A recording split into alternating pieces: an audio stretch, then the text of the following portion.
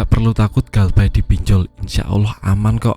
Assalamualaikum warahmatullahi wabarakatuh. Bagaimana kabar teman-teman? Semoga tetap sehat selalu, tetap dilancarkan rezekinya, dan dapat pertolongan dari Allah untuk bisa melunasi semua hutang-hutang pinjolnya dan terhindar dari dosa riba. Amin amin ya robbal alamin. Nah, di video kali ini saya akan bahas nggak perlu takut galbay dipinjol legal, insya Allah aman kok. Nah, video ini khusus saya buat untuk teman-teman yang sudah mentok gak punya uang untuk membayar tagihan pinjaman online, agar bisa termotivasi dirinya lebih semangat menjalani hidup dan tidak takut oleh yang namanya galbay pinjaman online. Ini resikonya masih bisa kita hadapi kok, jadi jangan pernah takut ya teman. Resiko yang akan dihadapi itu macam-macam, teman-teman harus tahu terlebih dahulu sebelum melakukan yang namanya galbay atau gagal bayar. Resikonya yang jelas, bunga dan denda akan bertumpuk dengan sendirinya. Ini tidak perlu takut karena kita tahu untuk bunga dan denda itu sudah diatur OJK, itu cuma 100% dari hutang pokok. Misalnya nih, hutang kita 1 juta, itu tidak dibayar selama 1 tahun atau 2 tahun atau 3 tahun, itu cuma bertambah 1 juta. Jadi hutang pokok 1 juta, bunga dan denda 1 juta, itu totalnya 2 juta. Itu sudah maksimalnya teman. Jadi OJK sebagai lembaga keuangan sudah mengatur ini dan sudah ada pasalnya. Jadi pihak pinjaman online tidak bisa melipat gandakan lagi nih bunga dan dendanya. Sudah ada aturan pakem dari OJK yang mengatur tentang ini.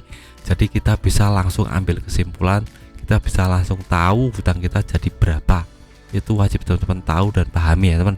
Yang pertama. Untuk yang kedua, kalau umpamanya kita ditelepon, diteror, itu bagaimana bang? Bagaimana solusinya? Nah, untuk itu teman-teman harus tahu, jika kita sudah melakukan galbay, otomatis pinjaman online akan menelpon kita, meneror kita, mengintimidasi kita lewat WA dan telepon. Jadi solusinya kita harus putuskan hubungan komunikasinya. Caranya bagaimana bang? Nah, teman-teman coba copot kartu dan coba ganti nomor WA-nya. Teman-teman uninstall nomor WA kalau perlu, agar tidak berkomunikasi dengan yang namanya pinjaman online. Nah, ini bisa menjadi pukulan telak buat pinjaman online karena tidak bisa mendeteksi keberadaan kita, tidak bisa mengkonfirmasi domisili kita. Karena jika pinjaman online, terutama developernya mau datang ke rumah kita, itu biasanya akan telepon dulu rumahnya benar-benar itu atau tidak, memastikan tempat tinggal kita apakah benar itu atau bukan.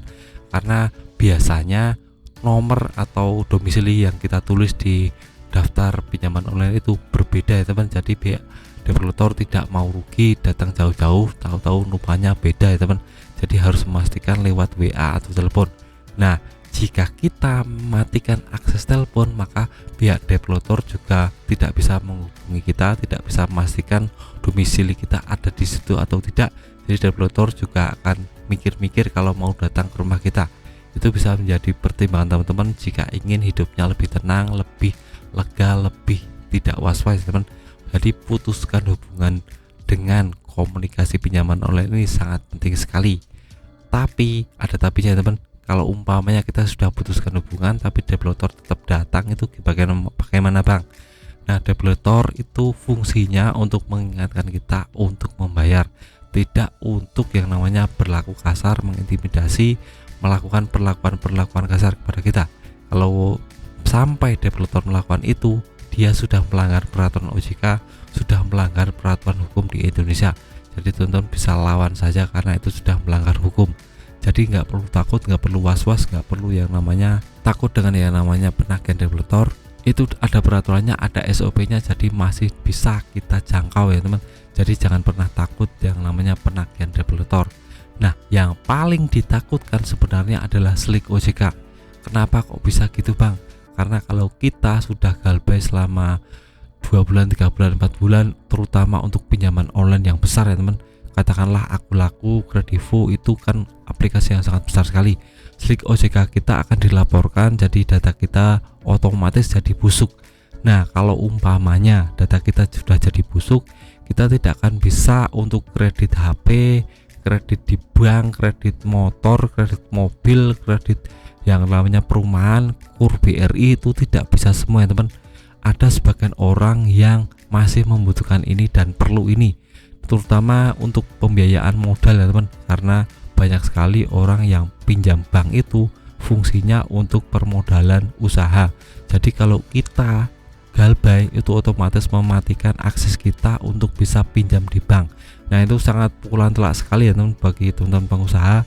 Saya sarankan tidak usah galbay saja, karena ini bisa memotong atau memangkas komunikasi untuk bisa melakukan yang namanya kredit usaha. Ini akan menyeluruh ya teman, semua pinjaman online, semua bank swasta atau nasional tidak akan mungkin memberikan pinjamannya kepada kita. Nah ini bisa membuat kita stres sendiri karena kita tidak bisa punya akses untuk melakukan permodalan.